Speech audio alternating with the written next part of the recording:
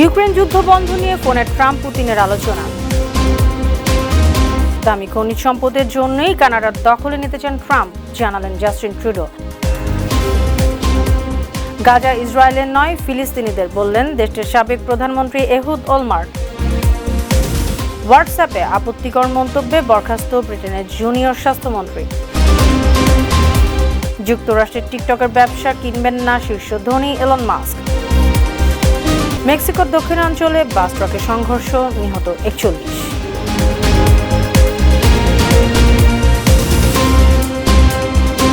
সুপ্রিয় দর্শক, উত্তর থেকে দক্ষিণ, পূর্ব থেকে পশ্চিম, বিশ্বজুড়ে প্রতিদিনের এমনই বিভিন্ন খবর নিয়ে আমি অনন্যা চৈতি আছি আপনাদের সাথে। ইউক্রেন যুদ্ধ বন্ধে রাশিয়ার প্রেসিডেন্ট ভ্লাদিমির পুতিনের সঙ্গে ফোনে আলোচনা করেছেন মার্কিন প্রেসিডেন্ট ডোনাল্ড ট্রাম্প। শনিবার মার্কিন সংবাদ মাধ্যম নিউ ইয়র্ক পোস্টের এক প্রতিবেদনে এ তথ্য জানিয়েছে। প্রতিবেদনে বলা হয়, মার্কিন সংবাদ মাধ্যম দ্য পোস্টকে দেয়া এক সাক্ষাৎকারে মার্কিন প্রেসিডেন্ট উল্লেখ করেন, ফোন আলাপে পুতিন বলেছেন তিনি মানুষের মৃত্যু বন্ধ হোক তা দেখতে চান, তবে এটি দুপক্ষের সমঝোতার উপর নির্ভর করছে। দ্য পোস্টকে ডোনাল্ড ট্রাম্প বলেন তিনি সবসময় পুতিনের সঙ্গে ভালো সম্পর্ক রেখেছেন, সেই সাথে তার কাছে যুদ্ধ বন্ধের একটি নিখুঁত পরিকল্পনা রয়েছে। মার্কিন প্রেসিডেন্ট আরও বলেন তিনি চান যুদ্ধ দ্রুত শেষ হোক। প্রতিদিন মানুষ মরছে, ইউক্রেনের এই যুদ্ধ ভয়াবহ, তিনি ধ্বংসযজ্ঞ বন্ধ করতে চান। এদিকে জাপানের নিরাপত্তা নিশ্চিত করতে যুক্তরাষ্ট্র পুরোপুরি অঙ্গীকারবদ্ধ বলে জানিয়েছেন মার্কিন প্রেসিডেন্ট ডোনাল্ড ট্রাম্প। দুই দেশের অর্থনৈতিক সম্পর্ককে আরও শক্তিশালী করার প্রতিশ্রুতিও দেন ট্রাম্প।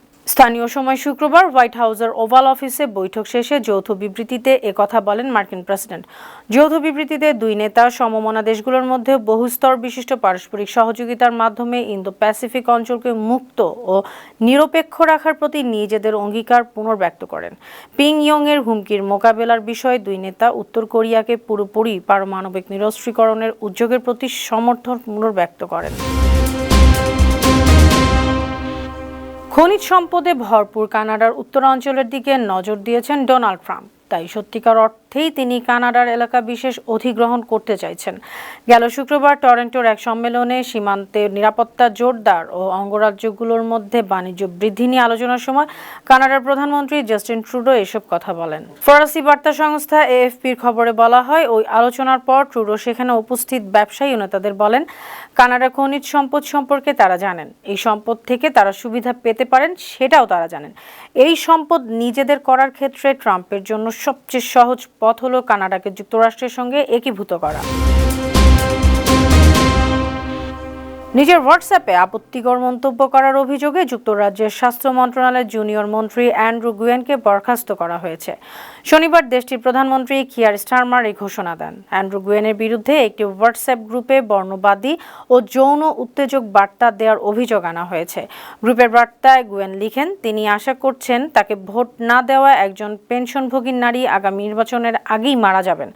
এছাড়া তার বিরুদ্ধে ইহুদি বিদ্বেষ ও উপপ্রধানমন্ত্রী অ্যাঞ্জেলিনা রাইনারকে নিয়ে অবমাননাকর মন্তব্য করার অভিযোগ পাওয়া গেছে।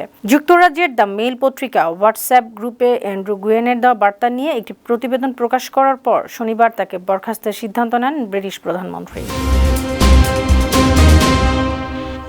গাজা দখল নিয়ে মার্কিন প্রেসিডেন্ট ডোনাল্ড ট্রাম্পের প্রস্তাব প্রত্যাখ্যান করেছেন ইসরায়েলের সাবেক প্রধানমন্ত্রী এহুদ ওলমার্ট।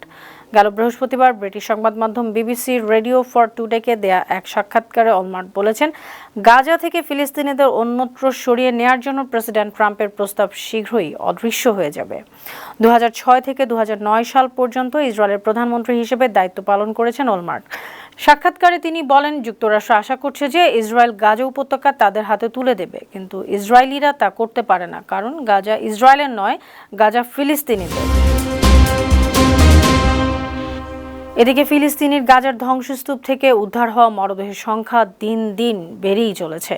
শনিবার আরও 22 ফিলিস্তিনি মরদেহ উদ্ধার করা হয়েছে। শনিবার তুর্কি বার্তা সংস্থা আনাদোলুর এক প্রতিবেদনে এ তথ্য জানিয়েছে।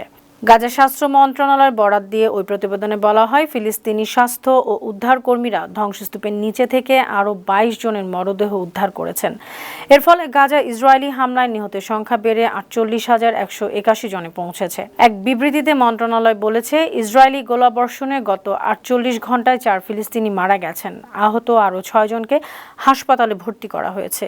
এ নিয়ে আহতের সংখ্যা ১,১১,৬৩৮ জনে পৌঁছেছে। যুক্তরাষ্ট্রের সামাজিক যোগাযোগ মাধ্যম টিকটকের ব্যবসা কিনবেন না বলে জানিয়েছেন বিশ্বের শীর্ষ ধনী ইলন মাস্ক। ফরাসি সংবাদ মাধ্যম এএফপির প্রতিবেদনে বলা হয়, শনিবার মাস্ক বলেছেন তিনি টিকটক কেনার জন্য কোনো দরপত্র জমা দেননি।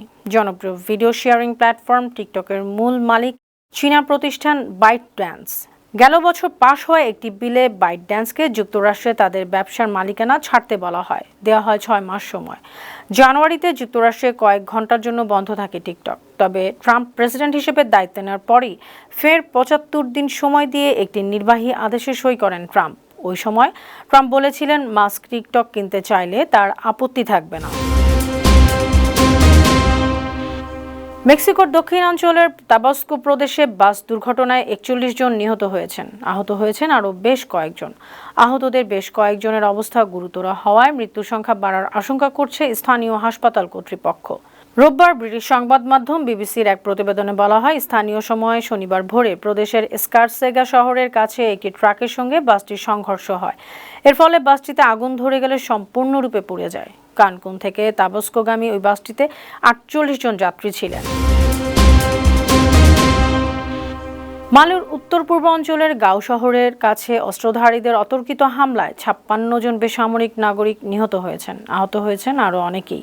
মার্কিন সংবাদ মাধ্যম ভয়েস অব আমেরিকার এক প্রতিবেদনে বলা হয়, শুক্রবার মালির গাও শহর থেকে প্রায় ৩০ কিলোমিটার দূরে কোবে গ্রামের কাছে একটি গাড়িবহরে হামলা চালায় অস্ত্রধারীরা।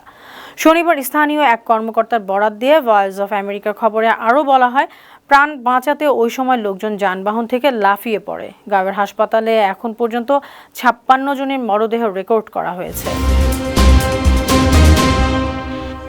সুপ্রিয় দর্শক, এই ছিল আজকের বিশ্বজুড়ে প্রতিদিন। এমন আরও নানা খবর নিয়ে আগামীকাল আবার আপনাদের সামনে হাজির হব। আপনাদের মন্তব্য, পরামর্শ আমাদের এই আয়োজনকে আরও প্রাণবন্ত ও সৃজনশীল করে তুলতে পারে। সে পর্যন্ত ভালো থাকুন, সুস্থ থাকুন, বানো টিভির সঙ্গেই থাকুন। আল্লাহ হাফেজ।